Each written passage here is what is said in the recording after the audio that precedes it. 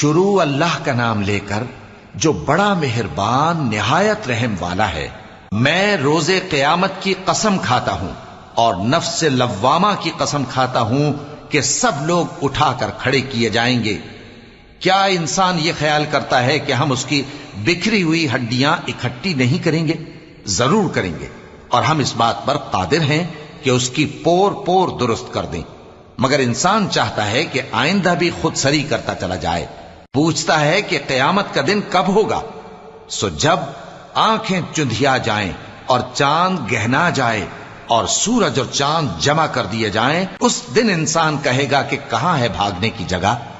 کہیں نہیں، کوئی جائے پناہ نہیں۔ اس روز تمہارے پروردگار ہی کے پاس تمہیں جا ٹھہرنا ہے۔ اس دن انسان کو جو عمل اس نے آگے بھیجے اور جو پیچھے چھوڑے ہوں گے سب بتا دیے جائیں گے، بلکہ انسان آپ اپنا گواہ ہے، اگرچہ عذر و معذرت کرتا رہے۔ اور اے پیغمبر صلی اللہ علیہ وآلہ وسلم، وحی کے پڑھنے کے لیے اپنی زبان کو تیز تیز حرکت نہ دیا کرو کہ اس کو جلد سیکھ لو۔ اس کا جمع کرنا اور پڑھانا ہمارے ذمے ہے، سو جب ہم اسے پڑھا کریں تو تم اس کو سنا کرو اور پھر اسی طرح پڑھا کرو۔ پھر اس کے معانی کا بیان بھی ہمارے ذمے ہے۔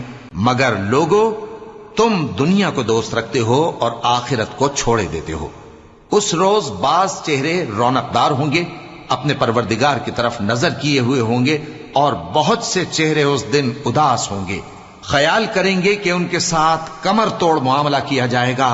ہاں، جب جان گلے تک پہنچ جائے اور لوگ کہنے لگیں اس وقت کون جھاڑ پھونک کرنے والا ہے، اور اس جاں بلب نے سمجھا کہ اب جدائی کا وقت ہے اور پنڈلی سے پنڈلی لپٹ جائے، اس دن تجھ کو اپنے پروردگار کی طرف کھینچے چلے چلنا ہے۔ پھر ایسے مغرور نے نہ تو پیغمبر صلی اللہ علیہ وآلہ وسلم کو سچا جانا اور نہ نماز پڑھی، لیکن جھٹلایا اور منہ پھیر لیا، پھر اپنے گھر والوں کے پاس اکڑتا ہوا چل دیا۔